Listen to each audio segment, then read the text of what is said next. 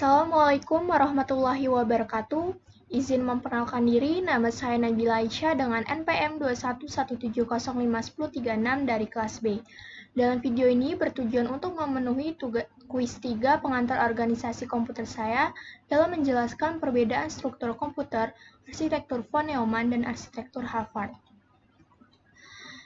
Di sini ada submateri yang akan saya jelaskan. Yang pertama, arsitektur von Neumann yang terdiri dari pengertian komponen, kekurangan, dan kelebihan. Yang kedua, arsitektur Harvard yang terdiri dari pengertian kekurangan dan kelebihan. Dan yang ketiga, perbedaan arsitektur von Neumann dan arsitektur Harvard. Untuk yang pertama, di sini ada arsitektur von Neumann. Di sini saya akan menjelaskan pengertian arsitektur von Neumann. Arsitektur von Neumann adalah arsitektur komputer yang menempatkan program atau ROM atau singkatan dari Read Only Memory dan data RAM atau singkatan dari Random Access Memory dalam peta memori yang sama. Von Neumann memiliki data bus tunggal dan address untuk mengalamati program atau instruksi dan data. Di sini ada komponen arsitektur von Neumann. Yang pertama ada pusat unit pemrosesan CPU atau CPU. Dan di sini ada 3 komponen CPU. Yang pertama ada unit aritmatika dan logika atau ALU. Jadi di sini ALU bertanggung jawab untuk melakukan semua operasi aritmatika dan logika pada data. Ya, selanjutnya yang kedua di sini ada unit kontrol atau CU. Nah, unit kontrol ini menentukan urutan aliran instruksi yang perlu dijalankan dalam program dengan mengeluarkan sinyal kontrol ke perangkat keras. Selanjutnya di sini ada register. Jadi register ini pada dasarnya adalah lokasi penyimpanan sementara yang menyimpan alamat instruksi yang perlu dieksekusi. Selanjutnya yang kedua di sini ada unit memori. Unit memori ini terdiri dari RAM yang merupakan memori utama yang digunakan untuk menyimpan data dan instruksi program. Selanjutnya yang ketiga di sini ada antarmuka input atau output atau I/O ya. Jadi antarmuka I/O ini memungkinkan pengguna untuk berkomunikasi dengan dunia luar seperti perangkat penyimpanan, atau input ini adalah data masukan dan output ini adalah data keluaran. Selanjutnya di sini ada kekurangan dan kelebihan arsitektur von Neumann. Untuk kekurangannya, bus tunggalnya sendiri, sehingga instruksi untuk mengakses program dan data harus dijalankan secara sekuensial dan tidak bisa dilakukan overlapping untuk menjalankan 2 instruksi yang berurutan. Yang kedua, bandwidth program harus sama dengan bandwidth data. Jika memori data ada 8 bit, maka programnya juga harus 8 bit. Lalu yang ketiga, prosesor von Neumann membutuhkan jumlah clock CPI atau clock per instruction yang relatif lebih banyak sehingga eksekusi instruksi dapat menjadi relatif lebih lama. Dan untuk kelebihannya, fleksibilitas pengalamatan program dan data. Selanjutnya ada kelebihannya, program selalu ada di ROM dan data selalu ada di RAM. Dan untuk arsitektur von Neumann ini memungkinkan prosesor untuk menjalankan program yang ada di dalam memori data atau RAM. Selanjutnya, yang kedua ada arsitektur Harvard. Untuk pengertiannya, arsitektur Harvard memiliki 2 memori yang terpisah, satu untuk program ROM atau ROM ya, dan satu untuk data atau RAM. Yang mana arsitektur ini merupakan kebalikan dari arsitektur komputer model von Neumann. Jika von Neumann menggabungkan ROM dan RAM menjadi satu, sedangkan arsitektur Harvard ini kedua memori tersebut itu dipisahkan. Selanjutnya di sini ada kekurangan dan kelebihan dari arsitektur Harvard.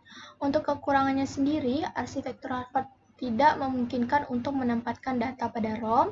Selanjutnya, arsitektur ini tidak memungkinkan untuk mengakses data yang ada di ROM. Dan untuk kelebihannya, bandwidth program tidak mesti sama dengan bandwidth data. Terus itu opcode dan operan data dijadikan dalam satu word instruksi saja. Instruksi dapat dilakukan dengan lebih singkat dan cepat. Dan yang terakhir, memori program dan data yang terpisah, maka coupling total memori program dan data dapat menjadi lebih banyak. Selanjutnya di sini ada perbedaan arsitektur von Neumann dan arsitektur Harvard. Untuk yang pertama, dasar-dasar arsitektur von Neumann dan Harvard ya. Jika dilihat dari dasar-dasar arsitektur von Neumann dan Harvard, arsitektur von Neumann adalah desain komputer teoritis yang didasarkan pada konsep program tersimpan di mana program dan data disimpan dalam memori yang sama.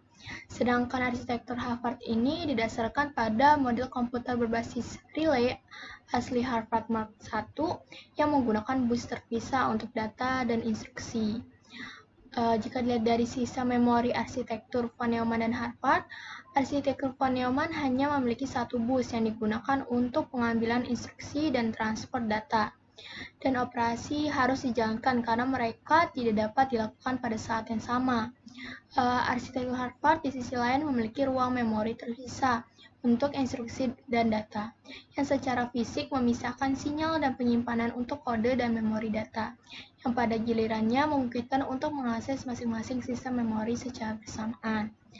Dan selanjutnya, jika dilihat dari pemrosesan instruksi arsitektur von Neumann dan Harvard, dalam arsitektur von Neumann, unit pemrosesan akan membutuhkan 2 siklus clock untuk menyelesaikan instruksi. Prosesor mengambil instruksi dari memori di siklus pertama dan menerjemahkannya, dan kemudian data diambil dari memori di siklus kedua.